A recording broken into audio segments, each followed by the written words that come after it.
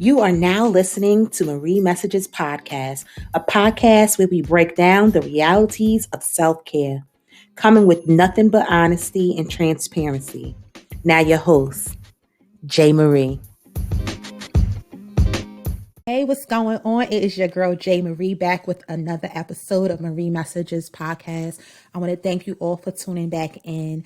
So this week, on this week's episode, I have a special guest. I know I say all my guests are special, but this is a very special guest by the name of Dr. Nicole Scott. She is, everything. Okay. I am every woman. All right. But she is a published author of a phenomenal book called Finally Free. If you follow me personally, you know I was promoting this book like last year when she dropped it. It's such an amazing book, and I'm so happy she agreed to come on today. But I wanted her to introduce herself even further and let you guys know a little bit more about her. So, Dr. Scott. Yes, thank you for the opportunity. So glad to be here. So, yes, I did publish a book in July, and from that book, I really worked on building a personal development firm. So, I do have a consulting firm where on my professional side where I do grant writing, training and development, and things of that nature. But I'm really realizing the assignment over my life, and that's to use my pain and see that my pain has a purpose in hopes of inspiring other people so they don't have to suffer in silence like I did. That's awesome. That is amazing. So, what sign, like if someone was to say, okay, I can't figure out what is my purpose, um, like for you, what was it that made you figure out, like, okay, this is what I need to do, this is what I'm supposed to do? It really didn't become clear until after like the book was published. Even working up to writing the book, I was nervous to release it, and I probably sat on it for 6 months because I was just so nervous. I was scared that people was going to think I was the dumbest person on earth. Not thinking that we all struggle and go through things, but sometimes you internalize it and think that you're the only person going through it. So it really started from therapy. I've been going to therapy for about 5 years now. So I did a lot of journaling, and through the journaling I was like, okay, I really think I'm coming into something. So I started like laying everything out and writing out different chapters and saying that even if this book inspired one person, then it was worth it for me to do it. That's awesome. See, I've been working on a book for maybe 6 years now. 6 years. And I know. I gotta get it together. It's coming soon. It's one on my bucket list, and I've been checking some things off, so it's on there. But I always like to hear, especially from other authors, what pushed them to, because we all have lives and we all have so much going on, and actually to sit down and write a chapter is definitely a challenge, and to be that focused and to have that time. Like what type of advice would you give me or another person that may be sitting on a book right now that feels it would be a story that will help others? And I know for me, I'm nervous because of the content. Like I'm out there, I'll say some things here and there, but to really like allow people who know me more so than don't know me to know the real deal, the real story, and to deal with the judgment and the embarrassment that can come from it because of the decisions that I've made that I knew better, but I still made those poor choices and things like that. So I'm curious, like what type of advice would you give to encourage someone to still do it? I would just say everyone's human. And at the end of the day, it shows your sign of strength because everyone can judge, everyone can say what they would do in that situation. But if anyone ever wrote a book and opened up their life to the public to see, I guarantee you there will be something that each of us could judge. So that's what I would just say. You can't look at it from a standpoint of, oh my God, what is my family going to think? Or what are my friends going to think? Because ultimately you're not doing it for them. You're doing it for Mm-hmm. yourself because one is going to be very therapeutic and it's going to allow you to release a lot of things that you've been holding on to. And then trust and believe there's someone out there who's waiting to be blessed by your book. And that's what you have to keep telling yourself. Someone is waiting to be set free by reading your book. So now that I know, I'm definitely going to stay on you, and I'm going to say, well, where are we coming? How are we coming along with this book? Because you have to do it, and I guarantee you, once you do it, the judgment that you think that you're going to have, I was met with nothing but such love. Like people who I thought were like, oh my gosh, she a doctor, so dumb. But no one said that because again, as a woman, we all do dumb stuff behind love or whatever. So you can't look at it that way. But someone's waiting to be inspired by you. I guarantee you. I appreciate that. I take that. I'll take them seeds you just sown on me. Um, and yeah, I'm definitely gonna get to it. But let's get back to your book because you dropped some stuff in this book, girl. You dropped some stuff. I'm like, oh my gosh. Oh my gosh. Like I was so into the book. It was like the way I know it was your story. So I knew it was facts. So it's like, but to just place myself in the position of you, and I know I'm empathetic to a lot of people and a lot of things. I can just feel things, and I can really feel what you wrote. And one of the chapters that's sticking out, and I want to talk more about, is the suffering in silence. I feel like, first of all, that title for the chapter alone speaks volumes in itself. Suffering in silence can mean so many things for people, and I feel like we all have done that at one point or another in our life, because of a variety of different things. Right. I want my listeners to make sure y'all get this book. It is on Amazon. It's on Target. Who is that? Where your book Barnes at? and Nobles. Yes. Barnes and Noble. I know it's somewhere. It's somewhere big. She's somewhere big. So Barnes and Noble, Amazon. Check the book out. We don't want to give away too much because I want you guys to read it. But this particular chapter, I'm slurring my words. This particular chapter, you're discussing your story with your daughter and losing your daughter who wasn't your biological daughter because of a failed relationship. And I just want you to share a little bit about that story for my listeners. Yes. So that in itself, I titled it Suffered in Silence because I lived two lives. Now, if people knew me, Nikki, people who knew me from back in the day, they knew that she was my biological child. But people who I met, after, I met her father, we were in a relationship, it failed, everyone thought that was my daughter. So it spoke to the relationship I had with her. But once that was taken away from me, and it's just like if people weren't close to me, I didn't know how to tell them. So I would go to work and people would say, "Oh, how's she doing?" And I'm like, "Oh, she's fine." And meanwhile, I'm like breaking down inside. So suffering in silence can mean so many things in the black community. When we're children, we're not allowed to cry. They tell us to be quiet, suck it up, all those things. But then we then turn into adults. And then we internalize that pain because we're never taught how to deal with it. Therapy is looked down, in the black community, minority communities as a whole. It's just not something people are, say that they look at it as if, oh, something's wrong with me. Nothing's wrong with you. So then I internalized all that pain. It was like I had two lives. When I was at work, I would present myself as one way. I'm going in the car, crying, breaking down. And the crazy thing is, when I was going through all of this, my parents literally lived 5 minutes from my job, and I never went over there.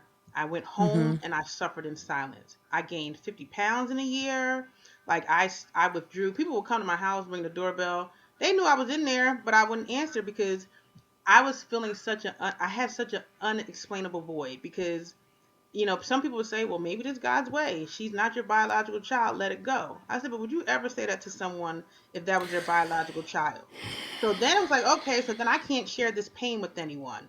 I was in a terrible relationship. He didn't support me through it. So I literally was just suffering in silence, like just sitting in my house, eating myself unhealthy, thinking about maybe if I wasn't here, I wouldn't feel this pain anymore.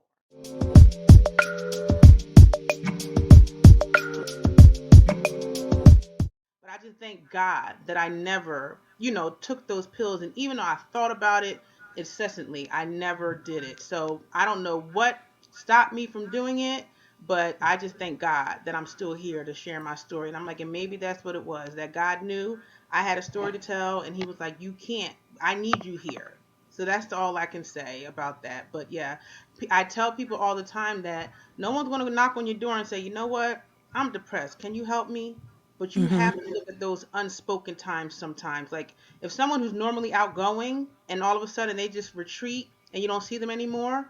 Like and for me, like and my family, they were just like in hindsight, they're like, yeah, that is pretty peculiar that you gained 50 pounds in a year. I've always been heavier. I've never been skinny, but that's a lot of weight to put on in a year.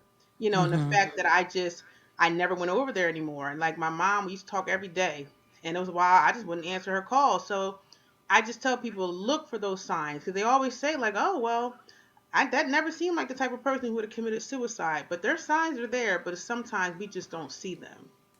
Yeah, that is so true. You see that you see that often, and you hear that story, like especially when someone does commit suicide and then you later find out wow, like the signs were there, but you ignored them or thought, that maybe they just in a mood, or you were just too busy to worry about someone else, or didn't pay it that close of attention because, we're in a time where everyone is moving. Everybody's on the go, doing what they have to do. And we got to check on each other. Like, we really got to check on each other. It's really, really essential at this point. Like, and learn your people.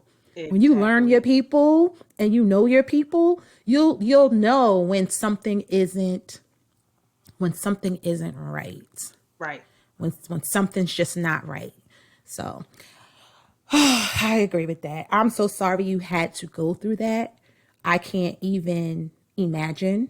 I can't even imagine. And, being a Christian and being in the church and all those type of things, I hear stuff all the time like, oh, it was God's will, or, maybe that.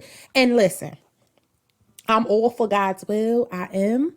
I am. I truly am. I do believe in his will. But I just feel like some people can be insensitive in certain moments. And sometimes you just don't need that. You need Exactly. something a little bit more. Right. So I can understand that. I know like the suffering and silence thing, like when I lost, well, not lost, I felt like I lost my mind, but when I ended my engagement a few years ago to my daughter's father, Mhm. mind you, this was my second engagement to him. So I already had the naysayers. Oh, why would you go back to him after everything he did to you? Everything, all of that. And I'm like, I don't care. This is what I want. This is what I love. I want my family. This is what it is. And I had to make some conscious decisions for myself, extremely hard. But the hard part wasn't leaving him. The hard part was giving the naysayers Yes. the satisfaction of saying, I told you so. We knew this wasn't going to happen. We knew this, and that was the part I carried. But I had to deal with it because I had to make a decision between being happy and whole or dealing with something just to make sure I don't prove someone else Right. Because that would right. have destroyed you in the process, just so you can say, oh, that y'all were wrong. So at the end of the day, someone gonna always find something wrong with what you do. Someone's all listen. You could do 99% of the things right, but that 1%, let me tell you, it's always gonna be someone. So that's why I just live my life at the. And it took me long time to get here. But like I said, but it all comes with self worth and self love because I always was seeking external validation for people even as an adult, like, oh, what my mom think, what my dad think. I'm Nicole. You grown. So once I stopped seeking that validation from other people and just finding it in myself, it made my life so much easier because at the end of the day, people always have something to say. But as long as I'm whole and I feel good about the decision that I make and I know that I'm doing it for to serve myself, it doesn't matter because someone's always going to have something to say. So that's why and I tell everyone, at the end of the day, it's your life to live.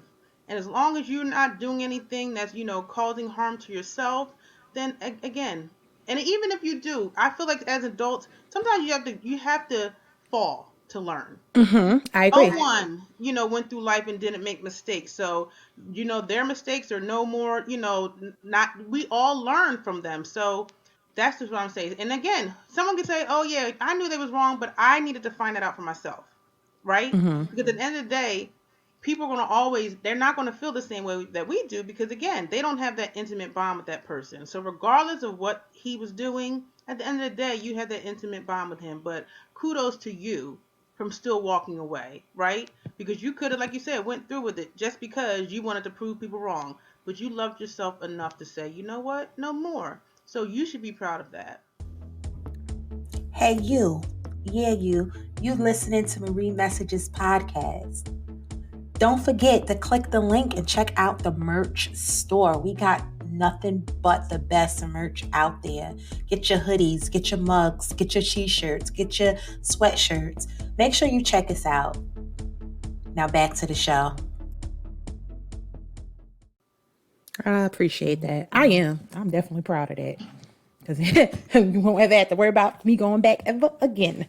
I am definitely proud of that. Word. And it and it's spearheaded a huge thing about self-care and self-love. Like going through that breakup, it triggered something in me to be like, I had to look in the mirror. I had to look in the mirror and say, okay, Jay Marie, why we keep doing this? Why we keep going back to this? Why are you making these decisions? Why do you think this is love? Why are you tolerating things that you know you deserve way better? And once I started to look in the mirror, I didn't like what I saw. I Right? started to see, okay, yeah, you look great on the outside, but in the inside, we got some work to do. Right. And I always heard it from peers in the past. And I always like, I'm good. What you talking about? I'm good. I'm good. And now that I'm really looking at the man in the mirror or the woman in the mirror, I'm like, all right, I got to get some work done. So that's when I got into therapy, and in therapy started uncovering stuff I didn't even know I had going on. So now it's like, all right, that's why I keep pushing and pushing and pushing. I mean, every episode I'm talking about therapy, my listeners are probably like, here she go again. But I truly believe like it's important, it's so helpful. And it's something that I feel like everyone needs to get a therapist. I need everyone to get a therapist. Like seriously, I think the therapists need to get a therapist. If they Like, right, they carry like everybody else's problems. So they who are carrying they? everything else Right. too, and we just, and it's okay, and it's not selfish to put yourself first and to take care of yourself. So I was real intentional after my breakup with staying single, because I really wanted to take care of that, the damage, the everything else. Then I need to figure out what I really wanted, not what my mama and them want for me, my friends and them want for me, what everybody say is supposed to look like. I'm like, I need to figure out some things. Absolutely. So, and it's still an ongoing process. I'm still single for 2 years. But again, the DM is open if you are interested. However, gotta come correct. Cause like I'm like my whole standard list is so different. And it's not even a list like, oh, he gotta be tall, he gotta make 6 figures, he gotta be, it ain't even all of that. It's so much deeper than that now. And I'm just like, I thank God for the fact that therapy has been placed in my life. And that I was able to experience these things that I can help other people, which is why I started the podcast with hopes that, as we go through episodes and I have guests like you come on and share your story and give some advice, that it helps and encourages someone else to either jumpstart their self-care journey or take it up a notch, or really be like, you know what, I gotta take this up a notch, because we get lost. We get lost in work and kids and families and husbands and boyfriends and girlfriends and whatever, that we don't focus on ourselves and take care of ourselves, and then wonder why we're suffering in silence, why we're not being open and honest with how we really feel, because that low spot, that dark hole, is very hard to be in. I It know is. the suicidal ideations and all of that. I've been there before, years ago, and it was triggered by things that were happening around me, and I didn't feel like I had anyone to talk to and things like that. And I feel like a lot of people struggle that way. Yep. A lot of people struggle like that, and thinks that no one else will understand. That's just what it is. You're just like, in your mind, you think you're the only person going through this. And if I say something, someone's going to think that, I'm dumb. And a lot of times, our friends don't really know how to support us. And that's not conversations that we have.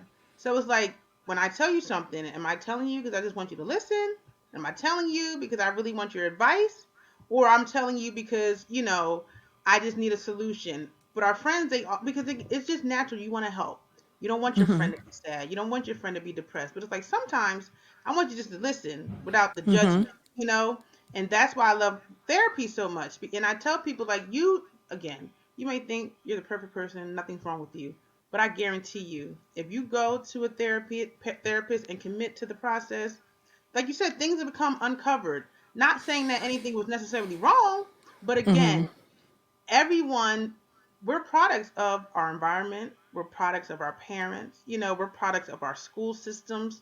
So everything that you go through in life, right, wrong, or indifferent, it affects you as you grow up. And there's nothing wrong with that, but it's like I feel like sometimes people are unaware, and I feel like therapy has brought me a certain level of self-awareness that I don't think I could have ever found just by myself on my own. So now it's like I'm Mm-hmm. so self-aware about so many different things. And a lot of times I can always find fault in situations, whether it's my fault or not. I can say, well, you know what, Nicole, you did this. And I always tell people, like, everything that you go through in life, you either invite it, create it, or allow.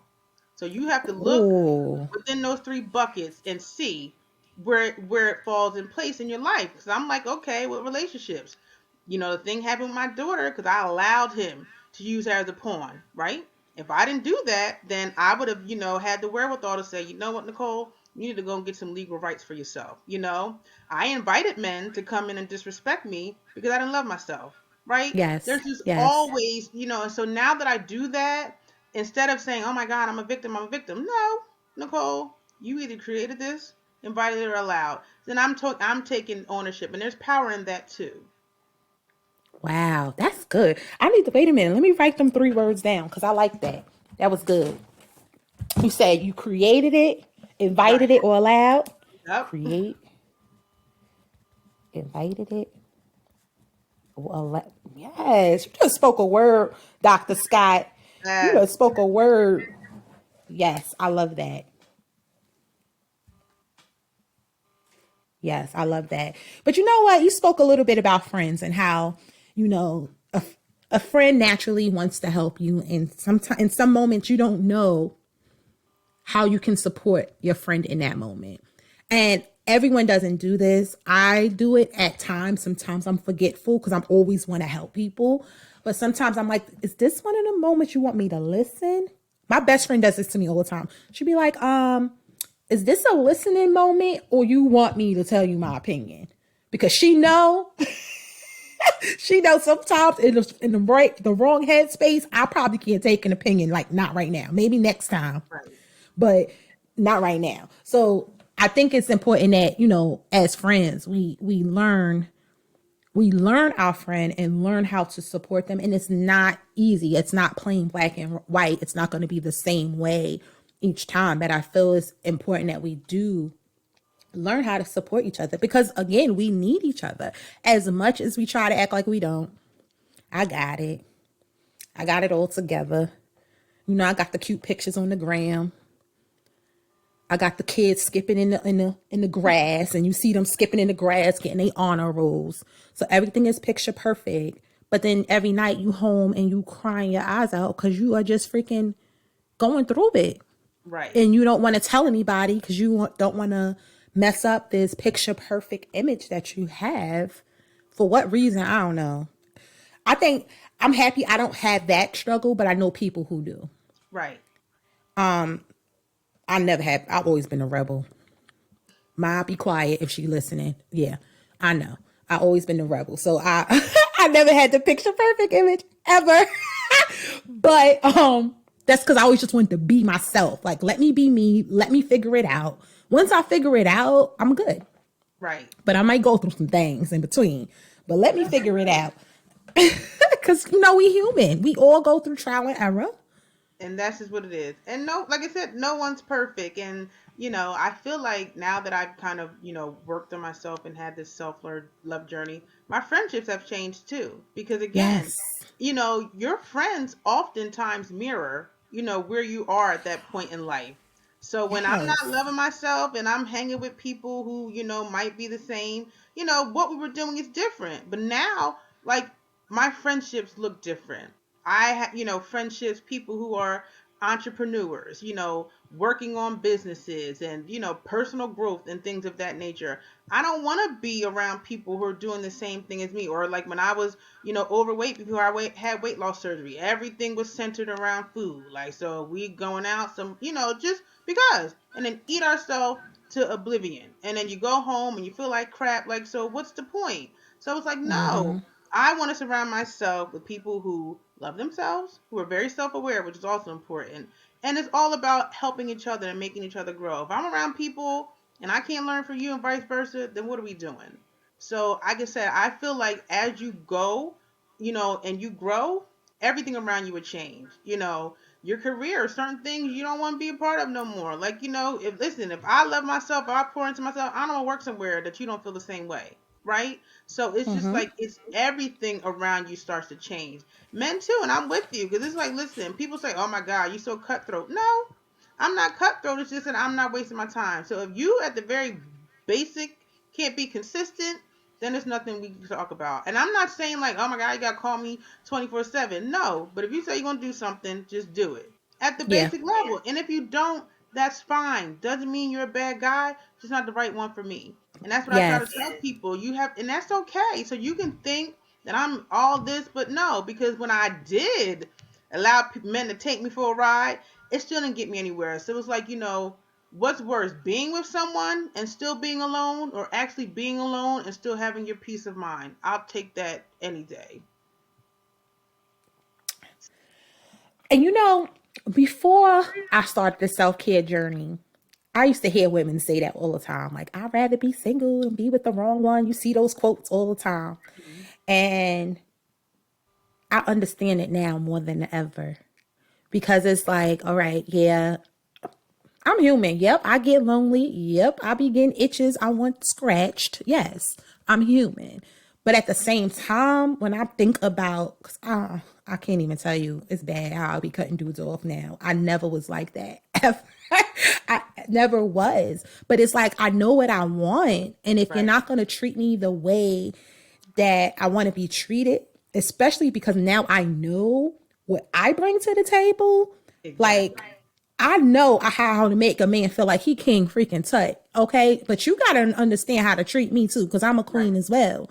Right. And that's something that I knew, but I didn't know, Right. if that makes sense. So now that I really know all across the board, it's like, I ain't taking no shorts. I ain't no spring chicken out here. I'm not wasting no more time. I did that already. You know what I Right. mean? So it's it's just funny how things, as you grow as a person, how you look at things completely different. And like you said, the company you keep is different. Like, I love my friendships. I'm even gaining friends in my adult life that I didn't think I would gain. I've lost friends that I grew up with, and but it's not in hard feelings. It's like we just outgrew each other type of thing. Exactly. And it's just like, wow, it's amazing when you really look back how things can really change. And I know for me, it's only been a few years, but I just look back and like, wow, things have truly, truly changed in a positive light. In a positive light, no matter what other dramas and things that go on, it's nice. And I really, really, between, I thank God, and I thank God that He has placed therapy in the picture and allowed me to be able to have insurance and all that stuff, so I could go to to go to therapy. Thank God for all of that. Like, I always give praise to Him for all the resources that are made available. Like you said, minorities do not take full advantage of therapy, but I think we're a little bit better than the generations than before us, Absolutely. with taking advantage of it. But listen, get your therapist. If y'all need help, please do not hesitate to inbox the show. I have a lot of resources for you to get a therapist. You can always call the back of your insurance card to find out some mental health services that are available. But yeah, girl. Yeah, girl, this was good. You was freaking some words. I done learned 3 words: created, invited, or allowed. That's right, okay? Because I be looking like, so which one was it? I be telling people, I ain't do nothing. Okay, girl, let's dissect it. Then they like, what? So, yeah, we just got to keep helping each other. And that's just what I said. Like I said, I'm just so blessed to have met you. And I said, it's so weird. how people come into your life, you know? Yes. So Yes. that's all I'm gonna say about that. Eh, thank you so much, Dr. Scott. Dr. Nicole Scott. Wait, I gotta say it. Where my glasses at? Let me do it on my T. Dr. Nicole Scott, I want to thank you for joining Marie Messages podcast for this episode. This was a pleasure to have you on. All right, I'm done. I thank you yet again. You guys, the link is in the bio for next week's episode. The link for Dr. Scott's book is in the description. So make sure you check it out. Check out her book. Follow her, all that good stuff. Is there anything else you want to tell my listeners that you got going on? No, I'm just thankful for the opportunity. And like I said, if you need any help, please reach out to myself or Jocelyn, and we'll get you the help that you need. All right. All right, y'all. I'll catch y'all next week. Later. Bye. Hey.